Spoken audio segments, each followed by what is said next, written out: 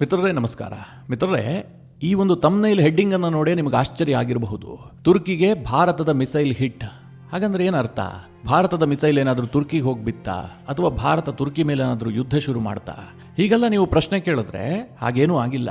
ಭಾರತ ಯಾವುದೇ ರೀತಿಯಲ್ಲೂ ತುರ್ಕಿಯ ಮೇಲೆ ದಾಳಿ ಮಾಡಿಲ್ಲ. ಆದರೆ ತುರ್ಕಿಯ ಮಾಧ್ಯಮಗಳು ಈ ರೀತಿಯಾಗಿ ವರದಿಯನ್ನು ಪ್ರಕಟಿಸೋದಕ್ಕೆ ಶುರು ಮಾಡಿದವೆ. ಭಾರತದ ಮಿಸೈಲ್ಗಳು ತುರ್ಕಿಗೆ ಹಾರ್ಮ್ ಮಾಡ್ತವೆ. ಇವತ್ತಲ್ಲ ನಾಳೆ ಭಾರತದ ಮಿಸೈಲ್ನಿಂದ ತುರ್ಕಿಗೆ ಸಮಸ್ಯೆ ಎದುರಾಗುತ್ತೆ. ತುರ್ಕಿಯ ಮಾಧ್ಯಮಗಳಿಗೆ ಈ ರೀತಿಯಾಗಿ ವಿಪರೀತವಾದಂಥ ಭಯ ಕಾಡ್ತಾ ಇದೆ. ಅದು ಕೂಡ ಭಾರತದ ಮಿಸೈಲ್ಗಳ ಭಯ. ಮಿತ್ರರೇ, ಈ ವಿಡಿಯೋವನ್ನು ಮಾಡಿ ನಿಮಗೆ ತಿಳಿಸಲೇಬೇಕು ಅಂತೇನಿರಲಿಲ್ಲ. ಆದರೆ ತುರ್ಕಿ ಮಾಧ್ಯಮಗಳಲ್ಲಿ ಬಂದಂತಹ ಆರ್ಟಿಕಲ್ಗಳನ್ನು ಓದಂತಹ ಸಂದರ್ಭದಲ್ಲಿ ಭಾರತದ ಮಿಸೈಲ್ ಟೆಕ್ನಾಲಜಿಯ ಬಗ್ಗೆ ನನಗೊಂಥರ ಹೆಮ್ಮೆ ಅಂತ ಅನ್ನಿಸ್ತು. ಯಾಕೆಂದರೆ ಒಂದು ಶತ್ರು ದೇಶ ಭಾರತದ ಮಿಸೈಲ್ ಬಗ್ಗೆ ಇಷ್ಟೊಂದು ಹೆದರ್ಕೊಳ್ತಾ ಇದೆಯಲ್ಲ. ತುರ್ಕಿಗೂ ನಮಗೂ ಬಹಳ ಅಂತರ ಇದೆ. ಇವತ್ತಲ್ಲ ನಾಳೆ ಎಲ್ಲ ಯಾವತ್ತೂ ಕೂಡ ಭಾರತ ಮತ್ತು ತುರ್ಕಿಯ ನಡುವೆ ಯುದ್ಧ ಆಗುವಂಥ ಸಾಧ್ಯತೆಗಳೇ ಇಲ್ಲ. ಇಂತಹ ಪರಿಸ್ಥಿತಿಯಲ್ಲಿ ತುರ್ಕಿಯಲ್ಲಿ ಭಾರತದ ಮಿಸೈಲ್ಗಳು ಇಷ್ಟೊಂದು ಹವಾ ಸೃಷ್ಟಿಸಿದವಲ್ಲ, ಇದೊಂದು ರೀತಿಯ ಖುಷಿ ಆಯಿತು. ಹೀಗಾಗಿ ನಿಮ್ಮ ಜೊತೆಗೆ ಶೇರ್ ಮಾಡೋಣ ಅಂಥೇಳಿ ಈ ವಿಡಿಯೋ ಮಾಡ್ತಾ ಇದ್ದೀನಿ. ಬಹಳ ಇಂಟ್ರೆಸ್ಟಿಂಗ್ ವಿಚಾರ. ಯಾಕೋಸ್ಕರವಾಗಿ ತುರ್ಕಿ ಭಾರತದ ಮಿಸೈಲ್ಗಳಿಗೆ ಹೆದರ್ಕೊಳ್ತಾ ಇದೆ, ತುರ್ಕಿಯ ಮಾಧ್ಯಮಗಳಲ್ಲಿ ಈ ರೀತಿಯ ಸುದ್ದಿಗಳು ಪ್ರಕಟ ಆಗೋದಕ್ಕೆ ಏನು ಕಾರಣ, ಇದೆಲ್ಲವುದನ್ನು ಈ ವಿಡಿಯೋದಲ್ಲಿ ನಿಮಗೆ ಡೀಟೇಲ್ ಆಗಿ ತಿಳಿಸ್ಕೊಡ್ತೀನಿ. ನೀವು ಈ ವಿಡಿಯೋನ ಕೊನೆವರೆಗೂ ಮಿಸ್ ಮಾಡದೆ ನೋಡಿ. ಮಿತ್ರರೇ, ಈ ತುರ್ಕಿಯ ಮಾಧ್ಯಮಗಳಲ್ಲಿ ಪ್ರಕಟವಾಗ್ತಿರುವಂತಹ ಭಾರತದ ಮಿಸೈಲ್ ಕುರಿತಾದಂಥ ವಿಚಾರ ಹೇಳೋದಕ್ಕೂ ಮುಂಚೆ ಈ ತುರ್ಕಿಯ ಬಗ್ಗೆ ಚಿಕ್ಕದಾಗಿ ಹೇಳ್ಬಿಡ್ತೀನಿ. ಈ ತುರ್ಕಿ ಇದೆಯಲ್ಲ, ಇವತ್ತು ಟೆಕ್ನಾಲಜಿ ವಿಚಾರದಲ್ಲಿ ಸಾಕಷ್ಟು ಮುಂದುವರೆದಿದೆ. ಏನು ಭಾರತಕ್ಕಿಂತ ಇವರೇನು ಕಮ್ಮಿ ಇದ್ದಾರೆ ಅಂತ ಹೇಳೋದಕ್ಕೆ ಸಾಧ್ಯ ಇಲ್ಲ. ಕೆಲವೊಂದು ವಿಚಾರದಲ್ಲಿ ಭಾರತಕ್ಕಿಂತ ಸ್ವಲ್ಪ ಮುಂದಿದ್ದಾರೆ. ಹೀಗಂತ ಇಷ್ಟು ದಿನ ಜಗತ್ತಿನ ಮಾಧ್ಯಮಗಳು ಬಿಂಬಿಸ್ತಾ ಇದ್ವು. ತುರ್ಕಿ ಟೆಕ್ನಾಲಜಿ ಬಹಳ ಚೆನ್ನಾಗಿದೆ, ಅವರು 5th ಜನರೇಷನ್ ಫೈಟರ್ ಜೆಟ್ಟನ್ನು ರೆಡಿ ಮಾಡ್ತಾ ಇದ್ದಾರೆ, ಅವರ ಬಳಿಯಲ್ಲಿ ಅತ್ಯಾಧುನಿಕವಾದಂಥ TB2 ಬೈರಕ್ಟರ್ ಡ್ರೋನ್ಗಳಿದ್ದಾವೆ, ಇವುಗಳು ಘಾತಕವಾಗಿ ಪರಿಣಮಿಸ್ತವೆ. ಈ ರೀತಿಯಾದಂಥ ಒಂದು ನರೇಟಿವನ್ನು ಬಿಲ್ಡ್ ಮಾಡಿಡಲಾಗಿತ್ತು. ಆದರೆ ಈ ತುರ್ಕಿ ಯೋಚನೆ ಮಾಡುವಂತೆ ಮಾಡಿದ್ದು ಆಪರೇಷನ್ ಸಿಂಧೂರ. ನಿಮಗೆಲ್ಲ ಗೊತ್ತೇ ಇದೆ, ನಾನು ಅದ್ರ ಬಗ್ಗೆ ಬಹಳ ಡೀಟೇಲ್ ಆಗಿ ಹೇಳಿದ್ದೀನಿ. ಈ ಆಪರೇಷನ್ ಸಿಂಧೂರದ ವೇಳೆ ತುರ್ಕಿ ಏನು ಮಾಡ್ತು, ತನ್ನ ಕಾರ್ಗೋ ಫ್ಲೈಟ್ಗೆ ಸಾಕಷ್ಟು ಪ್ರಮಾಣದಲ್ಲಿ ತನ್ನ TB2 ಬೈರಕ್ಟರ್ ಡ್ರೋನ್ಗಳನ್ನು ತುಂಬಿಬಿಟ್ಟು ಪಾಕಿಸ್ತಾನಕ್ಕೆ ತಂದು ಇಳಿಸ್ಬಿಡ್ತು. ಅಷ್ಟು ಮಾತ್ರ ಅಲ್ಲ, ಈ ಡ್ರೋನ್ಗಳನ್ನೆಲ್ಲ ಹ್ಯಾಂಡಲ್ ಮಾಡೋದಕ್ಕೋಸ್ಕರವಾಗಿ ಸಪೋರ್ಟಿಂಗ್ ಸ್ಟಾಫನ್ನು ಕೂಡ ತುರ್ಕಿಯಿಂದಲೇ ಕಳುಹಿಸಲಾಯಿತು. ಆ ರೀತಿಯಾಗಿ ಭಾರತದಲ್ಲಿ ನೇರವಾಗಿ ಯುದ್ಧಕ್ಕೆ ತುರ್ಕಿ ಧುಮುಕ್ತು. ಮಿತ್ರರೇ, ಇದನ್ನು ನೇರ ಯುದ್ಧ ಅಂತಲೇ ಹೇಳಬೇಕು. ನಮ್ಮ ಸೇನೆ ಕೂಡ ಇದನ್ನೇ ಹೇಳಿದೆ. ಭಾರತ 3 ಜನರನ್ನು ಎದುರಿಸಿದೆ. ಒಂದು ಕಡೆ ಚೈನಾ, ಇನ್ನೊಂದು ಕಡೆ ತುರ್ಕಿ, ಎದುರುಗಡೆ ಇದ್ದಿದ್ದು ಪಾಕಿಸ್ತಾನ ಅಂತ. ಹೀಗಿರುವಂತಹ ಸಂದರ್ಭದಲ್ಲಿ ತುರ್ಕಿ ನಮ್ಮ ಮೇಲೆ ಯುದ್ಧ ಮಾಡಿದೆ ಅಂತ ಹೇಳೋದಕ್ಕೆ ನಮಗೆ ಯಾವುದೇ ಅಂಜಿಕೆನೂ ಇಲ್ಲ, ಮುಜುಗರನೂ ಇಲ್ಲ. ಇಷ್ಟೆಲ್ಲ ಮಾಡಿತ್ತಲ್ಲ ತುರ್ಕಿ, ಈ ಯುದ್ಧ ಆದ ಬಳಿಕ ಅವ್ರಿಗೆ ಭಯ ಕಾಡ್ತಾ ಇದೆ. ಅದಕ್ಕೆ ಕಾರಣ ಏನು ಕೇಳಿದ್ರೆ, ಈ ತುರ್ಕಿ ಇಷ್ಟು ದಿನ ನಿಜವಾದಂತಹ ಯುದ್ಧವನ್ನು ನೋಡಿಯೇ ಇರಲಿಲ್ಲ. ಅವ್ರೇನ್ ಮಾಡ್ತಾ ಇದ್ರು, ತನ್ನ ಶಸ್ತ್ರಾಸ್ತ್ರಗಳನ್ನು ತಯಾರು ಮಾಡ್ತಾ ಇದ್ರು, ಯಾರಿಗೋ ಕಳುಹಿಸಿ ಕೊಡ್ತಾ ಇದ್ರು. ಅದರ ಪರಿಣಾಮಗಳ ಬಗ್ಗೆ ಅವರು ಹೆಚ್ಚು ತಲೆ ಕೆಡಿಸ್ಕೊಳ್ತಾ ಇರಲಿಲ್ಲ. ಯಾಕೆ ಅಂತಂದ್ರೆ ತುರ್ಕಿ ಮೇಲೆ ಯುದ್ಧ ಆಗೋದಿಲ್ವಲ್ಲ. ಅದಕ್ಕೆ ಕಾರಣ ಏನು ಕೇಳಿದ್ರೆ, ತುರ್ಕಿ ಒಂದು ನ್ಯಾಟೋದ ದೇಶ. ನ್ಯಾಟೋದ ದೇಶದ ಮೇಲೆ ಯಾರು ಯುದ್ಧ ಮಾಡ್ತಾರೆ? ಹೀಗಾಗಿ ಅವರಿಗೆ ಆ ಒಂದು ಭದ್ರ ಕೋಟೆ ಇದೆ. ಈ ಕಾರಣದಿಂದ ಇವರೇನು ಮಾಡ್ತಾ ಇದ್ರು, ತನ್ನ TB2 ಬೈರಕ್ಟರ್ ಡ್ರೋನ್ಗಳನ್ನು ಉಕ್ರೇನ್ಗೆ ಕೊಡ್ತಾ ಇದ್ರು. ಅದನ್ನು ರಷ್ಯಾ ಮೇಲೆ ಅವರು ಲಾಂಚ್ ಮಾಡ್ತಾ ಇದ್ರು. ಆದರೆ ಅಲ್ಲಿ ತುರ್ಕಿ ನೇರವಾಗಿ ಯುದ್ಧದಲ್ಲಿ ಭಾಗಿಯಾಗಿರಲಿಲ್ಲ. ಆದರೆ ಈಗ ಅವರು ಪಾಕಿಸ್ತಾನಕ್ಕೆ ಡ್ರೋನ್ಗಳನ್ನು ಕಳುಹಿಸಿಕೊಟ್ರು. ಈ ದಡ್ಡಬಡ್ಡೆ ತಾವ ಪಾಕಿಸ್ತಾನದವರಿಗೆ ಆ ಡ್ರೋನನ್ನು ಹಾರಿಸೋದಕ್ಕಾದರೂ ಬರುತ್ತಾ? ಅದಕ್ಕೋಸ್ಕರವಾಗಿ ಸಪೋರ್ಟಿಂಗ್ ಸ್ಟಾಫನ್ನು ಕೂಡ ತುರ್ಕಿಯಿಂದಲೇ ಕಳುಹಿಸಲಾಯಿತು. ಈ ಸಂದರ್ಭದಲ್ಲಿ ಮಿತ್ರರೇ, ತುರ್ಕಿಯ ಸೇನೆ ಮತ್ತು ತುರ್ಕಿಯ ಸರ್ಕಾರಕ್ಕೆ ನಿಜವಾದ ಯುದ್ಧದ ದರ್ಶನ ಆಗಿದೆ. ಯುದ್ಧ ಅಂದರೆ ಹೇಗಿರುತ್ತೆ ಅಂತ.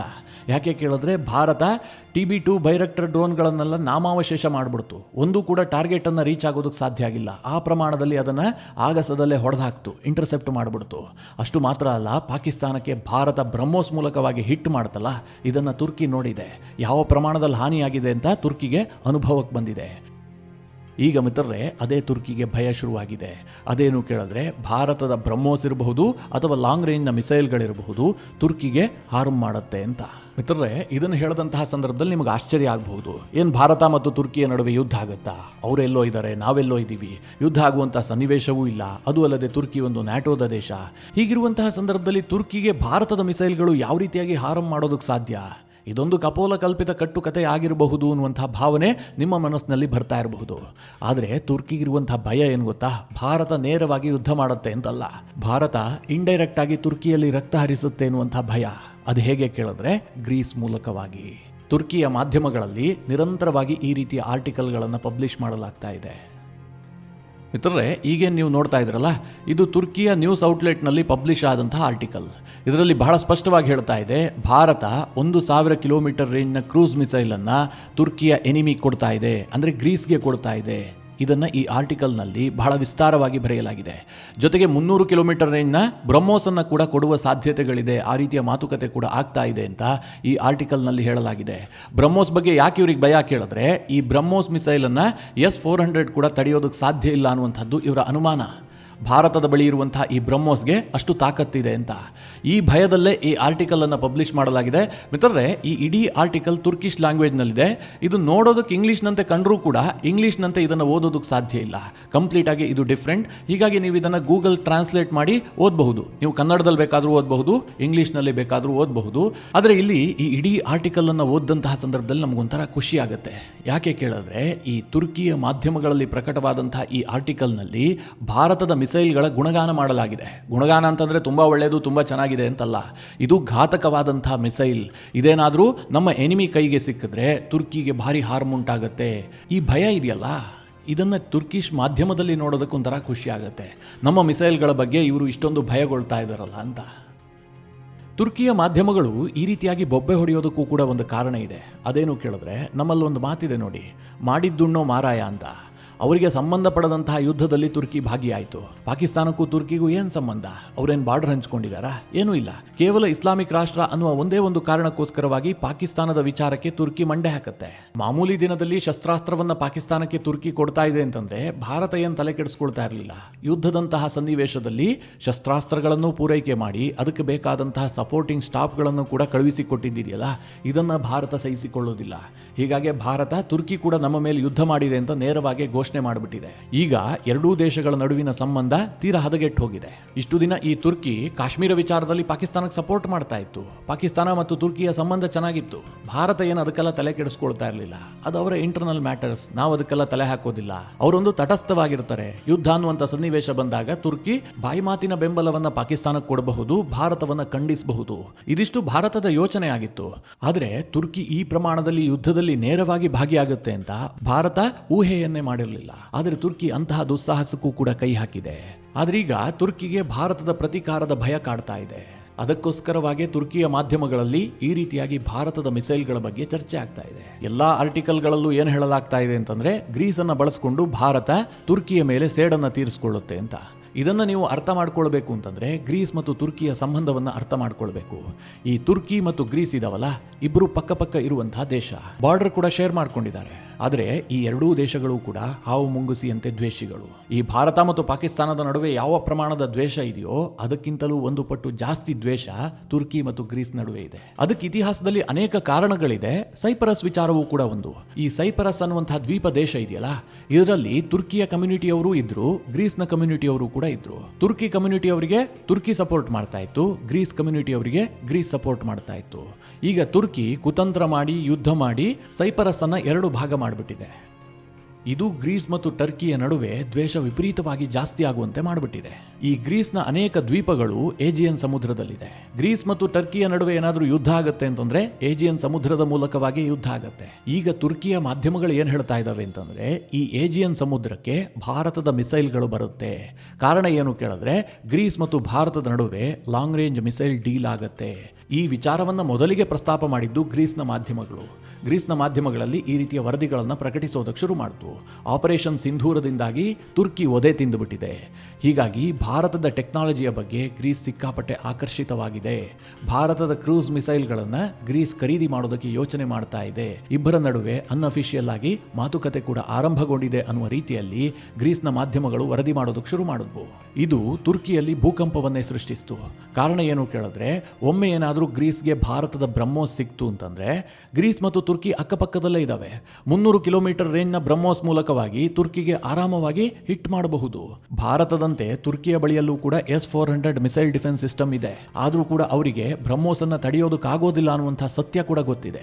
ಮಿತ್ರರೇ, ಈ ಭಾರತ ಮತ್ತು ಗ್ರೀಸ್ನ ನಡುವೆ ಇದುವರೆಗೆ ಯಾವುದೇ ಅಧಿಕೃತ ಒಪ್ಪಂದಗಳಾಗಿಲ್ಲ. ಆದರೆ ಗ್ರೀಸ್ ಭಾರತದ ಟೆಕ್ನಾಲಜಿಯ ಮೇಲೆ ಇಂಟ್ರೆಸ್ಟ್ ಅನ್ನು ಹೊಂದಿರೋದಂತೂ ಸತ್ಯ. ಮುಂದೆ ಭಾರತ ಮತ್ತು ಗ್ರೀಸ್ನ ನಡುವೆ ಈ ಡೀಲ್ ಆಗಬಹುದು, ಡೀಲ್ ಆಗದೇನೂ ಇರಬಹುದು. ಆದರೆ ತುರ್ಕಿಯ ಮಾಧ್ಯಮಗಳಿಗೆ ಮಾತ್ರ ಈ ಭಯ ಕಾಡ್ತಾ ಇದೆ.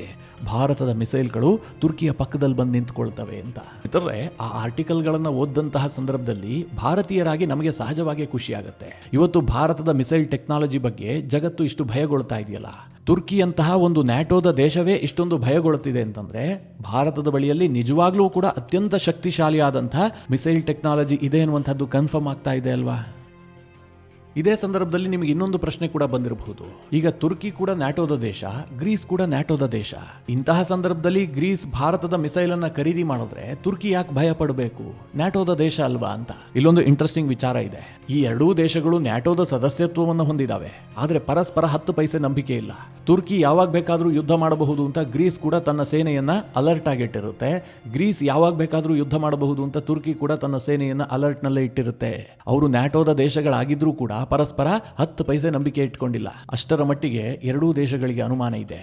ಈ ನ್ಯಾಟೋದ ನಿಯಮ ಏನು ಹೇಳುತ್ತೆ ಕೇಳಿದ್ರೆ, ನ್ಯಾಟೋದ ದೇಶಗಳ ನಡುವೆಯೇ ಯುದ್ಧ ಆದರೆ ಯಾರು ಮೊದಲಿಗೆ ಯುದ್ಧ ಆರಂಭಿಸ್ತಾರೋ ಅವರ ವಿರುದ್ಧವಾಗಿ ಎಲ್ಲಾ ನ್ಯಾಟೋದ ದೇಶಗಳು ಒಂದಾಗಿ ಯುದ್ಧಕ್ಕೆ ಬರ್ತವೆ. ಉದಾಹರಣೆಗೆ ಹೇಳಬೇಕು ಅಂತಂದ್ರೆ, ಈ ತುರ್ಕಿ ಮತ್ತು ಗ್ರೀಸ್ ನಡುವೆ ಯುದ್ಧ ಆಯ್ತಪ್ಪ, ಮೊದಲು ಯಾರು ಯುದ್ಧ ಆರಂಭಿಸ್ತಾರೆ ಅನ್ನುವಂಥದ್ದು ಮ್ಯಾಟರ್ ಆಗುತ್ತೆ.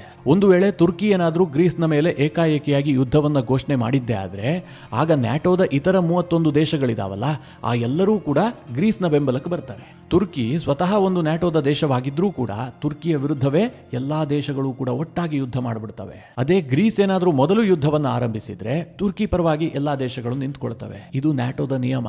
ಅದೇನೇ ಇರಲಿ, ಭಾರತ ಸಾಮಾನ್ಯವಾಗಿ ವಿಶ್ವ ಮಟ್ಟದಲ್ಲಿ ಸಾಫ್ಟ್ ನೇಷನ್ ಅಂತಲೇ ಗುರುತಿಸಿಕೊಂಡಿದೆ. ನಮ್ಮ ಗಾಂಧೀಜಿಯವರ ತತ್ವವೇ ಇದೆಯಲ್ಲ, ಒಂದು ಕೆನ್ನೆಗೆ ಬಾರಿಸಿದ್ರೆ ಇನ್ನೊಂದು ಕೆನ್ನೆ ತೋರಿಸು ಅಂತ. ಅದೇ ರೀತಿಯಾಗಿ ಜಗತ್ತು ಭಾರತವನ್ನ ಇಷ್ಟು ದಿನ ನೋಡ್ತಾ ಇತ್ತು. ಆದ್ರೆ ಇತ್ತೀಚೆಗೆ ಭಾರತದ ನಿಲುವುಗಳು ಕಂಪ್ಲೀಟ್ ಆಗಿ ಬದಲಾಗ್ತಾ ಇದೆ. ನಿಮಗೆ ಉದಾಹರಣೆಗೆ ಹೇಳಬೇಕು ಅಂತಂದ್ರೆ, ಈಗ ತುರ್ಕಿಗೆ ಗ್ರೀಸ್ ಮತ್ತು ಸೈಪ್ರಸ್ ಮೂಲಕವಾಗಿ ಈ ರೀತಿಯಾಗಿ ಭಯ ಹುಟ್ಟಿಸ್ತಾ ಇದೆಯಾ. ಇನ್ನೊಂದು ಕಡೆಯಲ್ಲಿ ಈ ಅಜರ್ಬೈಜಾನ್ ಅನ್ನುವಂತಹ ದೇಶ ಇದೆಯಲ್ಲ, ಅವರು ಕೂಡ ಪಾಕಿಸ್ತಾನದ ಬಗ್ಗೆ ಬಹಳ ಪ್ರೀತಿ ಇಟ್ಕೊಂಡಂಥವ್ರು. ಅವರು ಭಾರತದ ವಿರುದ್ಧವಾದಂತಹ ನಿಲುವು ಹೊಂದಿದಂಥವ್ರೆ. ಹೀಗಾಗಿ ಈ ಅಜರ್ಬೈಜಾನ್ಗೆ ಬುದ್ಧಿ ಕಲಿಸೋದಕ್ಕೆ ಅವರ ಪರಮಶತ್ರುವಾದಂತಹ ಅರ್ಮೇನಿಯಾಗೆ ಭಾರತ ಶಸ್ತ್ರಾಸ್ತ್ರವನ್ನು ಕೊಡ್ತಾ ಇದೆ. ಅವರಿಗೆ ಬೇಕಾದಂತಹ ಎಲ್ಲಾ ಟೆಕ್ನಾಲಜಿಯನ್ನು ಕೊಡ್ತಾ ಇದೆ. ಅದೇ ಟೆಕ್ನಾಲಜಿಯನ್ನು ಬಳಸ್ಬಿಟ್ಟು ಅಜರ್ಬೈಜಾನ್ ಅನ್ನ ಅವರು ಉಡಾಯಿಸ್ತಾ ಇದ್ದಾರೆ. ಕೇವಲ ಭಾರತ ಮಾತ್ರ ಅಲ್ಲ, ಫ್ರಾನ್ಸ್ ಕೂಡ ಶಸ್ತ್ರಾಸ್ತ್ರ ಕೊಡುತ್ತೆ, ರಷ್ಯಾ ಕೂಡ ಕೊಡುತ್ತೆ. ಅಜರ್ಬೈಜಾನ್ ಅದನ್ನು ತಡೆದುಕೊಳ್ಳೋದಕ್ಕಾಗ್ತಾ ಇಲ್ಲ. ಅದಕ್ಕೆ ಹೇಳೋದು ಶತ್ರುಗಳ ಶತ್ರುಗಳು ನಮಗೆ ಮಿತ್ರರು ಅಂತ. ಮಿತ್ರರೇ, ಈ ಎಲ್ಲ ವಿಚಾರಗಳ ಕುರಿತಾಗಿ ನಿಮಗೇನು ಅನಿಸುತ್ತೆ? ನಿಮ್ಮ ಅನಿಸಿಕೆ ಅಭಿಪ್ರಾಯವನ್ನು ಕಮೆಂಟ್ ಮಾಡುವ ಮೂಲಕ ನಮಗೆ ತಿಳಿಸಿ. ಹಾಗೆ ನಿಮಗೆ ಈ ವಿಡಿಯೋ ಇಷ್ಟವಾದರೆ ಲೈಕ್ ಮಾಡಿ. ಜೊತೆಗೆ ನೀವಿನ್ನೂ ನಿಮ್ಮ ನೆಚ್ಚಿನ ಸಂಸ್ಕಾರ ಸೌರಭ ಯೂಟ್ಯೂಬ್ ಚಾನಲ್ನ ಸಬ್ಸ್ಕ್ರೈಬ್ ಮಾಡಿಲ್ಲ ಅಂತಾದರೆ ಈ ಕೂಡಲೇ ಸಬ್ಸ್ಕ್ರೈಬ್ ಮಾಡಿ. ಮುಂದಿನ ಎಲ್ಲ ಅಪ್ಡೇಟ್ಗಳ ನೋಟಿಫಿಕೇಷನ್ಗಾಗಿ ಬೆಲ್ ಐಕಾನ್ ಒತ್ತಿ.